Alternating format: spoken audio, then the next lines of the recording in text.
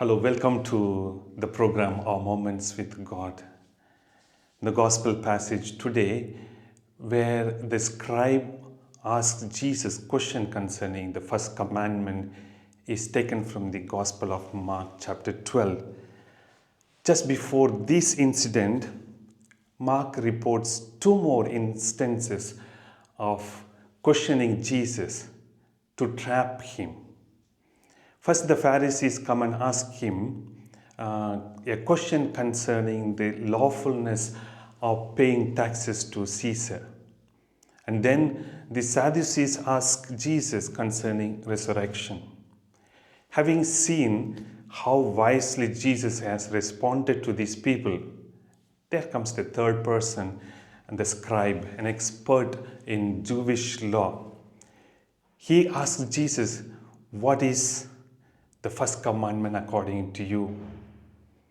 Jesus, without a second thought, recites that beautiful prayer that the Jews recite at least twice a day.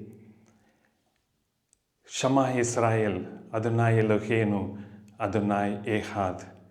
This is taken from the book of Deuteronomy chapter 6. It means, "Hear, O Israel, Yahweh is one God, Yahweh is our God. Love the Lord your God with all your heart, mind, and soul." Interestingly, Jesus does not stop with one law, though the scribe asked, "What is the first law?"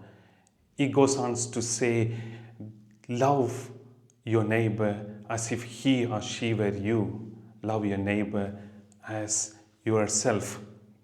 By this, Jesus is communicating to us that love of neighbor is not a second commandment.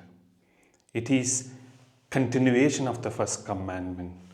Love of neighbor in a way completes and complements the love of God. I remember many years ago I was going by a lift along with a friend of mine who is a missionary in a foreign country now. We used to call him a great prophet. Suddenly he asked me, "Have you seen God?" Not knowing what comes next from him, I said, "No." He said, look there." There was a big mirror in that lift. I saw myself and him. Though jokingly said that, I feel there was a profound truth in that.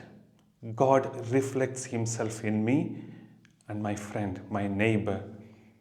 Love of God, love of myself, and love of my neighbor is the perfect love triangle that God is expecting, Jesus is expecting from us today, from today's gospel. Now that we can ask the question, how to concretely love our neighbors as we love ourselves. Jesus himself gives us a tip in the Gospel of Matthew chapter 7. He says, "Do unto others what you would want them to do to you. For this is the whole of the law and the prophets." In a similar line, we have also a short story told about Rabbi Hillel. He was a famous Jewish leader who lived 1 century before Jesus.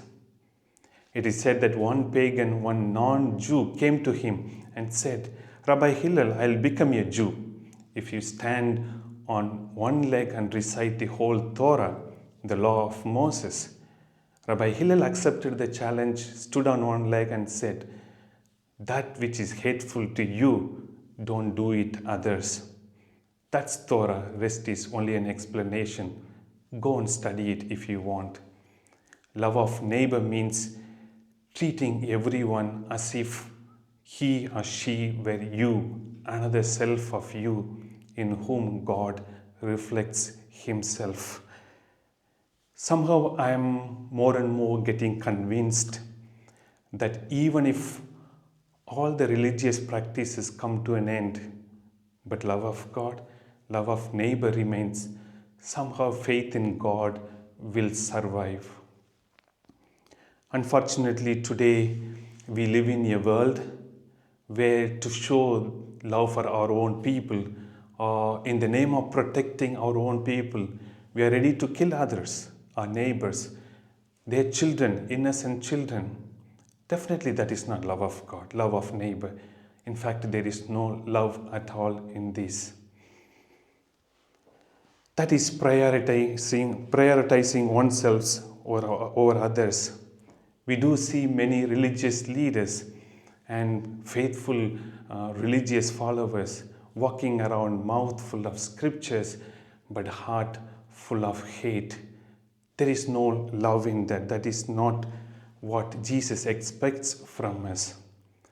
It is in fact a little disturbing, provocative to realize that Jesus did not ask us to love our religion, our churches, doctrines, creed, rubrics, not even our scripture.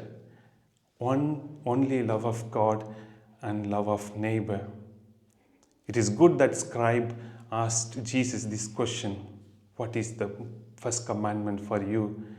It is because of the answer that Jesus gave to him we come to know the heart of Jesus, the summary of all his teachings, his life and death. I think during this Lent it is good that we also ask this question to ourselves. What is that first commandment for me? A sincere answer to this question will help us to find out who we really are before God. May God bless us.